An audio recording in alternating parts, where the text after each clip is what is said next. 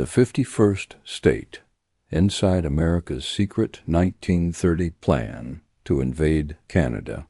On August 14, 1930, a clerk in Washington closes a steel drawer and turns a key. Inside sits a map of Canada. Not a tourist map, a balance sheet in disguise with cities listed like assets waiting for liquidation. We think borders are defended by soldiers and treaties. We think peace is protected by smiles and shared lakes, but peace is fragile paper. The truth is colder. Nations don't fall in battle. They fall in the ledger. Because this story isn't about heroism. It's about insolvency, resource hunger, and a plan drafted like a bankruptcy filing. War Plan Red wasn't a tantrum. It was accounting with bayonets built around nickel, wheat, ports, and credit. Look at the bridge again. Flags on both sides, water flowing under it. You can almost hear the myth, the world's longest undefended border. But myths don't stop armies, only costs do. Only cash does. That's the inversion. Canada wasn't threatened because of politics.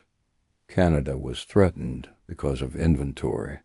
And in 1930, inventory was destiny. A nation could be friendly at breakfast and collateral by lunch. Back then, the United States was a rising corporation in a collapsing world. The Great Depression had turned markets into graveyards. Banks were choking on bad loans. Unemployment was a silent riot. And still the machine needed inputs. Steel needed nickel. Cities needed bread. Navy yards needed fuel. And investors demanded certainty. Across the ocean, Britain was still the old empire. The brand was magnificent. The real finances were brittle. London looked like gold, but the empire's arteries were stretched thin across oceans. In the 1930s, it was a payment plan. The empire had to ship, insure, borrow, and refinance its way through a world that no longer trusted it. That's where Canada enters the ledger. Canada was not merely a neighbor. In American planning rooms, Canada was a forward warehouse for British power, a staging area, a distribution hub, a northern platform from which Britain could pressure U.S. industry. So the question in Washington wasn't, would we fight Canada? The question was, what would Canada cost us if Britain used it? That is how accountants think. That is how empires think when they're afraid. War Plan Red was drafted in that fear. Not fear of Canadian soldiers, fear of Canadian geography, fear of ports like Halifax, fear of rail junctions like Winnipeg, fear of industrial corridors around the Great Lakes. Nickel was industrial power hardened into metal. You could have brave men, loud speeches, and shiny flags. None of it mattered if you couldn't plate steel. None of it mattered if you couldn't keep factories running. So planners in 1930 began to count Canada the way a banker counts collateral. The ports were cash registers. The railways were veins. The mines were vaults. And the border was just a thin pencil line. This is where the illusion of majesty begins. Two flags, two friendly neighbors, trade flowing like the river under that bridge. But beneath the surface, the foundation was rotting. The Depression wasn't only hunger. It was political pressure. It was a world where every nation suspected the next one might grab what was left. In Washington, the military didn't speak like poets. They spoke like risk managers. They planned for worst cases. And in a worst case, Britain and America could collide over trade, oceans, and pride. The British Navy ruled the sea lanes. The American economy was trying to become the new center of gravity. Two giants cannot share one narrow doorway forever. Something had to give, and generals planned as if giving meant losing. They knew they couldn't punch Britain in London. Too far, too costly, too much ocean. The Royal Navy was a moving fortress, and fortresses are expensive to break. So the ledgers searched for a cheaper target. Canada was the cheaper target. Canada was the accessible target. It was land, it was rail, it was ports, it was resources. It was Britain's northern extension with a smaller army and a massive geography problem. Warrior Plan Red treated Canada like a corporate subsidiary that could be seized to cripple the parent company, not a nation. A lever, a hostage, a tool for forcing Britain to negotiate from weakness. This is the economic trap, the addiction, the monster. Because once you build an economy on industrial warfare potential, you become addicted to inputs. You need minerals, you need fuel, you need shipping lanes. Markets become an antagonist. The antagonist here isn't a general. It's the fear of a frozen credit line. Imagine debt as a creature living under the floorboards of government, quiet at first, then hungry. It doesn't care about morality.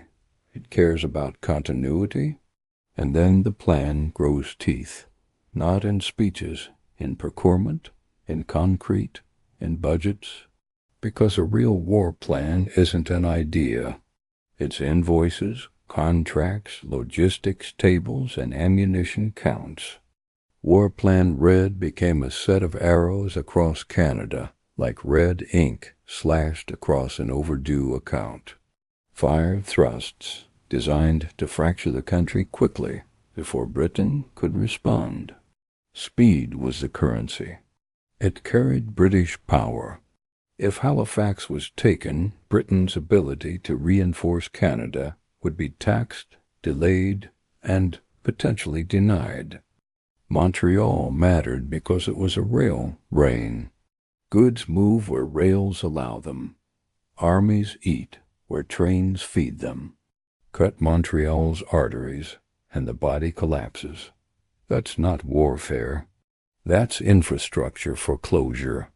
The Great Lakes mattered because industry lived there. Power plants, factories, shipyards, electricity itself. Turning off power was like shutting down a factory's payroll. No wages, no output, no resistance. Winnipeg mattered because it was a junction, a link pin, a hinge in the continental rail machine. Seize it, and the West becomes expensive to supply. Starvation isn't only cruelty. It's logistics. Vancouver mattered because of the Pacific. Trade, shipping, reinforcement, and the psychological sense of we still have a coast. Take the coast and you squeeze the nation's lungs. That is how blockades work. The plan's brutality wasn't just in where it struck. It was in what it assumed. That Canada could be conquered in about a month. That the provinces could be sliced apart like a company broken into sellable pieces. This is where the noir truth arrives. The planners didn't see faces. They saw figures. They didn't see schools. They saw warehouses. They didn't see towns. They saw nodes on a supply network. Now watch the descent spiral, because in any thriller, momentum is built by numbers. Budgets tighten. Markets turn. Costs rise. Options shrink. The ledger starts to bleed. In 1930, the Depression was compressing every government's choices. Tax revenue was falling. Public anger was rising. Every state had to justify its survival, and survival is a cruel accountant. Britain had imperial commitments. Ships to fuel. Bases to maintain. Trade to defend. Those were fixed costs in a collapsing market. America watched and wondered what desperation could produce. If Britain got cornered, would it use Canada as a bargaining chip? Would it threaten American industry from Canadian airfields? Would it pressure New England ports? In planning rooms, implaticals become action. So War Plan Red became a form of insurance. Insurance is never gentle.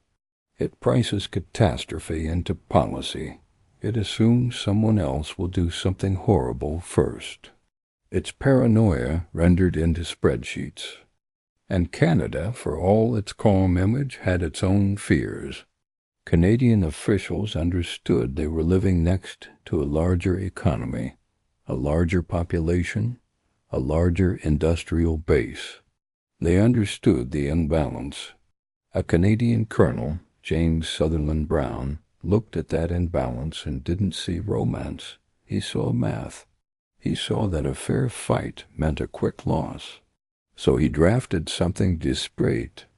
Defense Scheme Number 1 wasn't designed to win. It was designed to delay. Delay is a currency when you are outgunned. Delay buys time for allies, for loans, for reinforcements, for survival. His logic was brutally economic. The American war machine was huge, but slow to fully mobilize. Like a factory that takes time to switch shifts. If Canada could disrupt the supply chain early, it could buy days. Days matter. Days are the difference between an empire responding or not responding. Days are the difference between a port being held or sold. So his scheme proposed rapid strikes across the border, small, fast units. Roads destroyed, bridges burned, rail lines cut. Not conquest, sabotage, not glory, friction. It was the language of a smaller debtor trying to stall a creditor. He even traveled quietly, observing roads and infrastructure, as if he were auditing the enemy. That's what reconnaissance is in economic terms. It's due diligence. It's learning what assets can be hit. Meanwhile, on the American side, preparation wasn't only ink on paper. Preparation can be measured by concrete. In the mid-1930s, large runways appeared near the border, justified as civilian needs. But concrete doesn't lie. Concrete is a commitment. It's capital expenditure, and capital expenditure means intent. You don't pour thick runways for whim. You pour them because you foresee heavy aircraft. Think about that scale. Concrete is expensive. Concrete is labor. Concrete is planning. In Depression years, every dollar had to be defended to voters. Yet the concrete went down anyway. That is the ledger speaking again. Governments cut welfare, cut wages, cut spending. But they rarely cut strategic projects, because strategic projects are framed as survival, and survival always outranks compassion. Now comes the smoking gun moment, the scene where the thriller zooms into a room, a file, a meeting. In these stories, fate is sealed quietly, like a foreclosure signed in a back office. Picture a table under harsh lights. A document open like a bank statement. Lines of typed text. Targets, timelines, logistics. The language is antiseptic because that's how institutions hide violence. There is no screaming in the file. No rage. Only procedure. It reads like a liquidation plan. Seize ports. Cut communications. Secure rail bridges. This isn't hatred. It's asset stripping. And in the margins, the darkest logic appears. Chemical weapons considered as a cost-saving measure. Not moral. Practical. A quicker victory reduces long-term expense. That is how a rotten ledger reasons. You can paraphrase the negotiation tone like this. We don't need your consent. We need your infrastructure. We need your mines. We need your ports. You will be absorbed. That is foreclosure, not diplomacy. Foreclosure is when the bank doesn't argue with you. It simply takes the house because the math allows it. War Plan Red treated sovereignty like a late payment. Then comes the climax, the default. In a financial thriller, default is the moment when the machine stops, when credit fails, when currency is exposed as paper, when promises can't be honored. But here default isn't Canada's. It's the old imperial orders. The 1930s were the decade when empires realized they might not be able to pay for dominance. Britain's global system required continuous funding, continuous shipping, continuous stability. The Depression attacked all three. And when a system can't pay for itself, it either shrinks or lashes out. America watched the world darken. Germany rearmed. Japan expanded. Suddenly, Britain wasn't only a rival. It was a wall between America and chaos. The ledger recalculated. In that recalculation, Canada's role changed. Canada was no longer seen as an enemy warehouse. It became a buffer, a strategic partner, a northern shield whose collapse would raise America's own costs. That is the cold heart of geopolitics. Not friendship, not sentiment. Cost, risk, insurance. The red arrows could be erased not because hearts softened, but because the balance sheet changed. And here's the phrase that defines the moment. Sovereignty is solvency. If you can't defend your resources, you don't own them.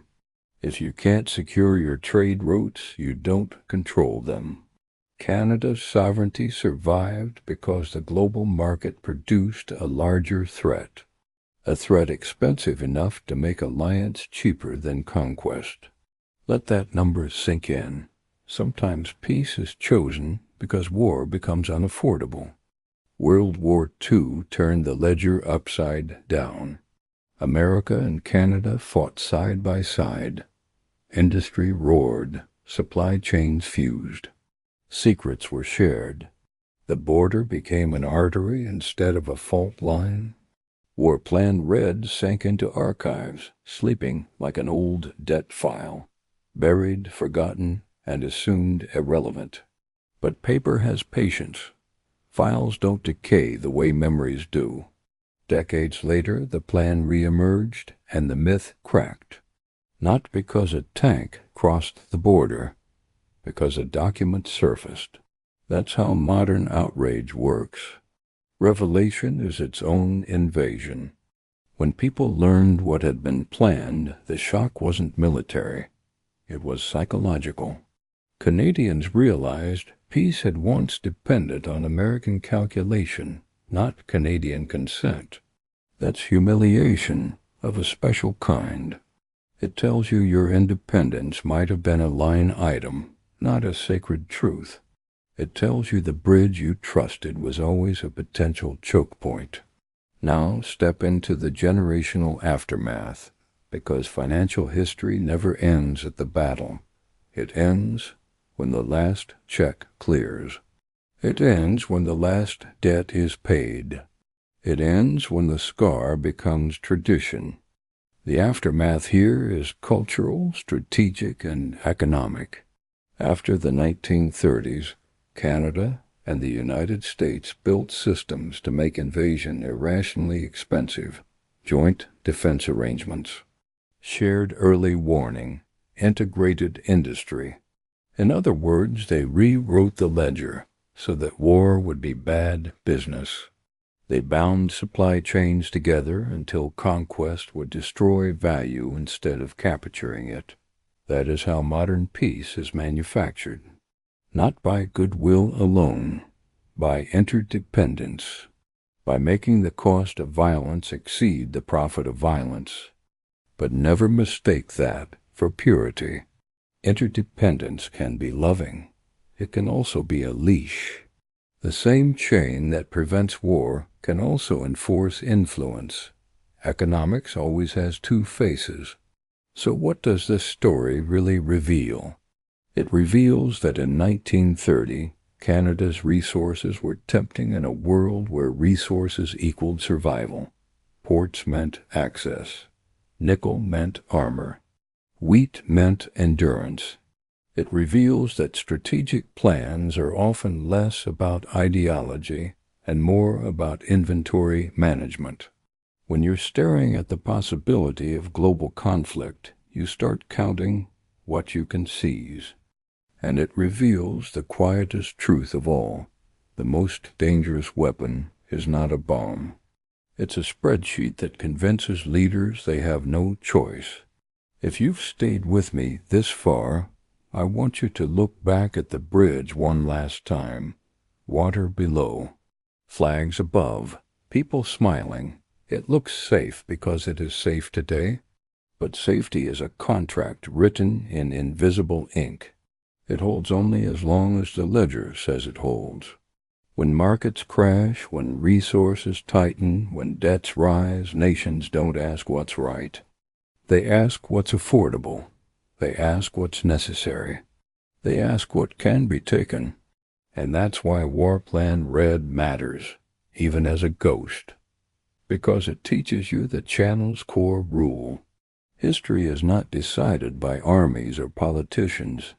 It is decided by accountants, debt, and resources. The ledger always gets a vote. So subscribe if you want to stay ahead of the curve. Because most people watch history like a movie. You and I are reading the balance sheet. And that's where the real plot is hiding.